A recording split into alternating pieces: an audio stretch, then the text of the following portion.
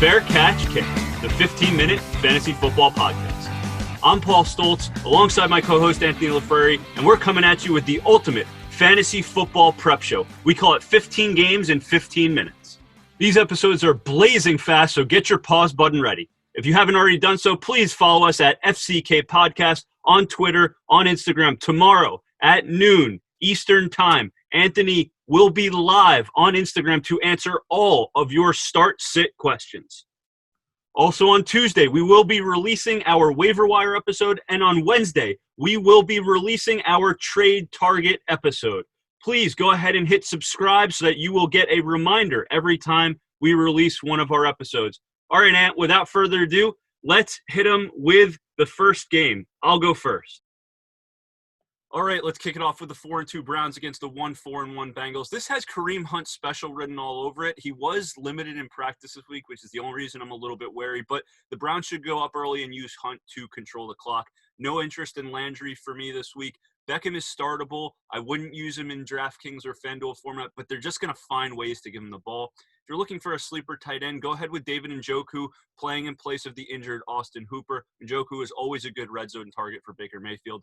Burrow to this point has the most pass attempts in the NFL. I don't expect that to change this week. Tyler Boyd on a volume basis is a great start for me. I would even consider starting T. Higgins or A.J. Green in the flex position this week just based on volume. I love Gio Bernard this week playing in place of the injured Joe Mixon. Go ahead and roll the dice with him. Great pass catcher out of the backfield. 4-2 Bills at 0-6 Jets. Look, I'm going to make this one really, really short and sweet for you guys. If you own any Buffalo Bill in your league and they are healthy, play them against the Jets. It's that simple. The Jets are that terrible. You will get contributions out of literally just about any Buffalo Bill you can think of. Honestly, though, the best play could be the Bills' defense. I expect them to be the number one defense this week because the Jets' offense is rudderless. We're still not 100% sure that Sam Darnold's going to be back. I don't know. Any league, any format, any price in DFS, just play the Bills, roll with it, rock and roll. As for the Jets, I mean, I guess you're going to want me to recommend someone. I guess Jamison Crowder.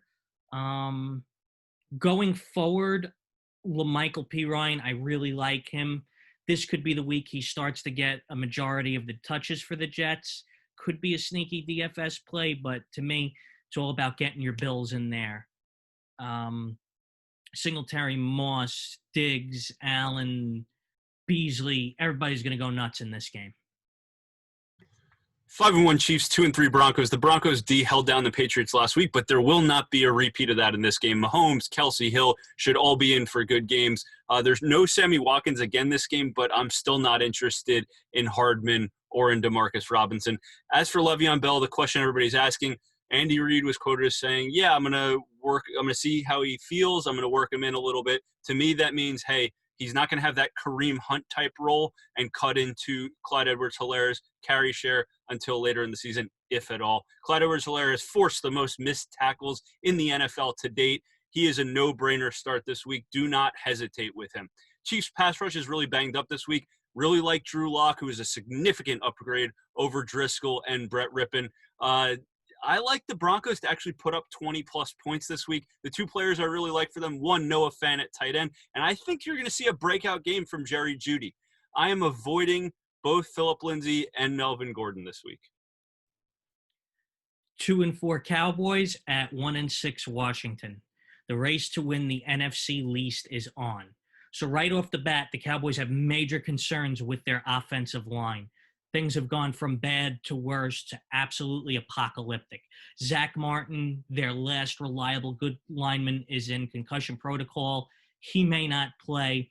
And even worse, Brandon Knight, who is the Cowboys' third string left tackle, is out this week.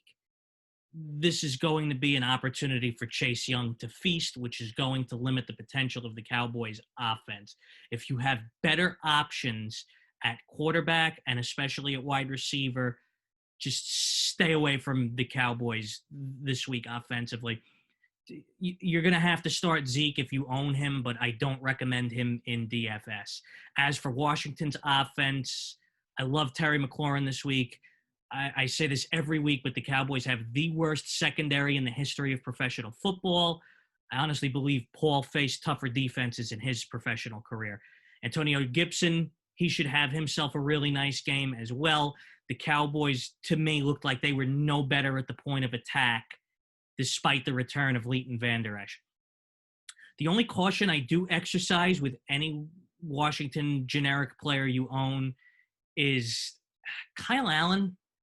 He seemed to be coming off a better game, and I can't really quantify this, but I have this vibe that at halftime of this game, Ron Rivera is going to turn to Alex Smith. If it's close, I feel like he's going to go to Alex Smith because Alex Smith has veteran savvy and he won't turn the ball over. And I honestly believe he's better than Kyle Allen anyway. And that'll be his way of making Alex Smith the starter. 4-1 Packers, 1-5 Texans. This game has shootout written all over it. Give me Aaron Rodgers, give me Aaron Jones, give me Devontae Adams in everything. In fact, I'll go as far to say that Aaron Rodgers and Devontae Adams, that's going to be my recommended stack of the week in daily fantasy leagues. I think this is the type of game you'll see a little bit of Jamal Williams. So if you need to throw in a flex, he's not the worst option on the table in a deeper league.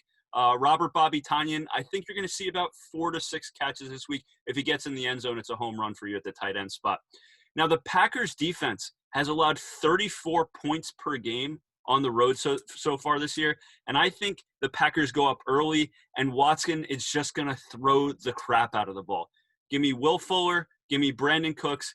Even give me Darren Fells, their tight end, who's been stepping up more and more of late. I'm not interested in David Johnson. Again, I think they're going to be playing from behind, and we won't see more than 12 touches out of David Johnson. I actually prefer Duke Johnson this game because he's the better pass catcher out of the backfield. Again, when they're down, they're going to have to throw the ball. 1-5 Jaguars at 1-4 Chargers. At the moment, Justin Jackson is questionable. If he doesn't go, Josh Kelly should be in for a good game. Jacksonville right now is 28th against running backs, so I think you could play both, and they should both have nice games. Also really like Justin Herbert, Keenan Allen if he plays, Hunter Henry, Mike Williams, they all should produce. Jacksonville is 20th or worse against all positions, so I recommend all of them. For Jacksonville, I recommend James Washington, Keelan Cole, because DJ Chark is banged up and somebody's got to get the ball. And surprisingly, I don't want to say I totally recommend him, but I wouldn't fault you for playing Gardner Minshew this week. The Chargers are not good against the pass. I think Minshew can do some damage in garbage time. If you want to take a shot on him in DFS at a really cheap price, it may not be the worst idea in the world. 3-3 Panthers, 3-2 Saints. Big news here is that no Michael Thomas, no Emmanuel Sanders. So I love Traquan Smith to have a big game. Start him. Sleeper player this week could be Deontay Harris, who's their number 2 receiver now on the depth chart. Deontay Harris, super fast, really good big play guy. So check him out, especially in a FanDuel DraftKings type format. It's going to be a huge volume game for Kamara this week. I think he's going to catch 10 passes, honestly. He is going to have an absolute monster. Jared Cook is going to have to catch some passes to make up for the absence of the receivers. I really like Latavius Murray this week. I think you're going to see a lot of 2-back sets, and I think it's going to be one of those weeks where Murray gets 15 touches on the ground. He's potentially worth a start in the flex spot. For the Panthers, it's going to be the usual suspects. Mike Davis has now scored a touchdown in every single game without Christian McCaffrey. He's safe. Moore and Anderson, they're going to get theirs. I wouldn't really start them, though, in DraftKings or FanDuel. I don't think it's going to be enough volume for them. 2-3 Lions at 1-5 Falcons. Calvin Ridley and Julio Jones are trending toward playing, but you never know. Have a backup plan in place. That being said, if they do play, get him in any format, they're going to dominate, as should Todd Gurley. The Lions are actually 27th against running backs, so that's good to know. Matt Ryan, too, 21st the Lions are against quarterback, so he's definitely worth a start. Really, the only Falcon at this point I say exercise a little bit of caution with is Hayden Hurst, as the Lions are second against tight ends. As far as the Lions' offense is concerned, get them all in your lineup because Atlanta can't stop anything. Galladay is going to go nanners, and I really, really, really, really, really love Matthew Stafford this week. Atlanta is 32nd against quarterbacks. The game is going to be high scoring. Stafford's going to be slinging it and being vintage stat pad for this week. I actually believe he's going to be the number one quarterback in fantasy football this week. Start him in any lineup, pay any price in DFS. You got to get him in there. Same thing with TJ Hawkinson, too. The Falcons are actually 30th against tight ends. Hopefully this is the week that DeAndre Swift also solidifies his role and becomes the lead dog in Detroit at running back. But you never know with Matt Patricia. He still believes it's 2010. 3-3 49ers, 2-3 Patriots. If you like defensive battles, this is going to be the game for you. Cam historically struggles against teams with a very fast front seven, and that's exactly what the 49ers are. They're going to get down on Cam early. They're going to hold their edge, force Cam to pass from the pocket, and Cam is only his most successful when he uses the run to set up the pass, and the 49ers aren't going to let that happen. Since I think that's the case, I am not recommending we start any Patriots at all whatsoever unless you're in a pinch. There's no Raheem Mostert this week for the 49ers. McKinnon is going to be the go-to. I do recommend him as a starter. However, be a little wary. Jermichael Hasty will be worked in. I just don't know how much yet. They will work in Debo. He will be a viable play. We see they get him the ball in all sorts of ways. No Brandon Ayuk for me this week. No Kendrick Bourne. Kittle, to me, is the only safe start. The Patriots have very, very good corners, but their safeties and linebackers aren't as good in coverage. So Kittle is the number one play for me in this game. Steelers, Titans. This could be the game of the weekend. Both teams enter the contest 5-0. A.J. Brown didn't practice on Thursday. That's a little bit of a red flag. If he doesn't go, Corey Davis should step in and do pretty fine with the reps. Steelers are actually fairly vulnerable against wide receivers. They're actually 25th, so could be gotten there, either A.J. Brown or Corey Davis. Derrick Henry's going to have his work cut out for him, but I think he'll be fine. Maybe don't pay the price in DFS. As for the Steelers offense, like Big Ben, 26th against quarterbacks, the Titans are. They're 30th against wide receivers, so Juju, Chase Claypool, really like them. If you're looking for a sneaky tight end play, this could be the week that Eric Ebron kind of steals a touchdown from out of nowhere, and, that helps you out big time. 4-2 Buccaneers, 3-2 Raiders. This is actually the first time that Brady and Gruden have faced off since the infamous Tuck Rule game. This is not a good situation for the Raiders here. Trent Brown is already out with coming down with COVID. The rest of the Raiders' offensive line is being closely monitored right now. They could possibly all be out. And the Tampa Bay defense is just ridiculously good. In fact, in the last 20 years, they're only the second team to have 10 or more turnovers and 20-plus sacks through their first 6 games. Without an offensive line, I don't really like anyone. Like, you got to start Waller and you got to start Jacobs, but I'm doing so apprehensively for sure. No Raiders in any daily fantasy lineups for me. Fournette is back for the Buccaneers. I expect a carry share, but Ronald Jones is the safer of the two for right now. The Raiders' pass rush is their strong suit. So from a receiving standpoint, I expect them to make Brady get the ball out of his hands early. That bodes well for Godwin and not well for Mike Evans. 5-0 Seattle at 4-2 Arizona.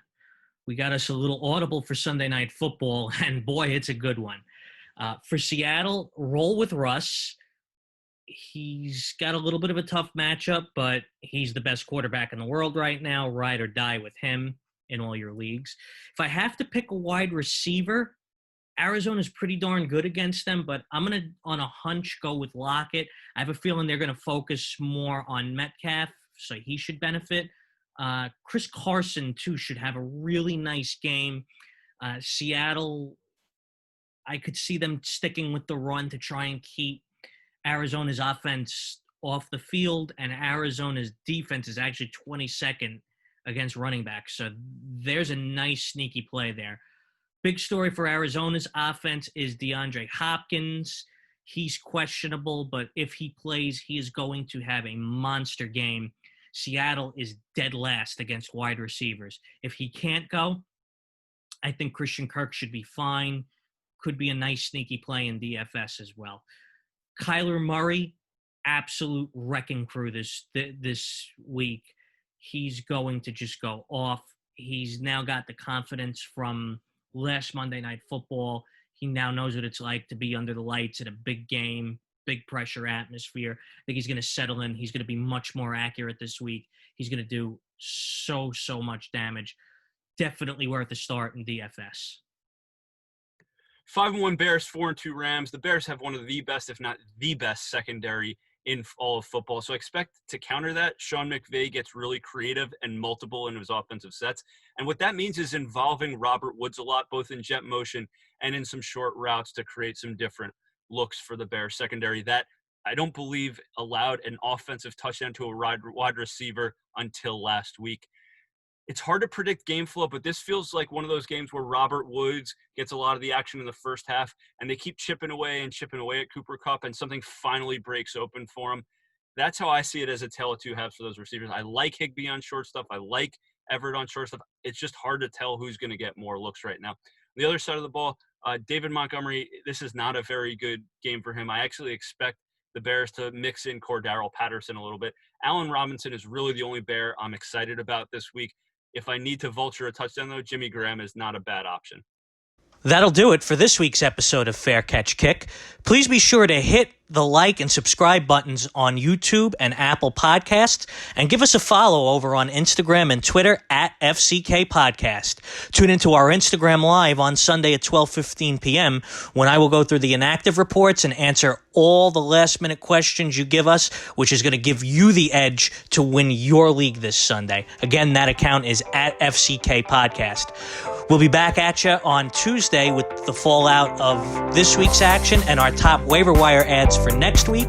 And on Wednesday, we're going to hit you with a bonus episode for the top trade targets. Thanks so much again for everyone tuning in, and good hunting on Sunday.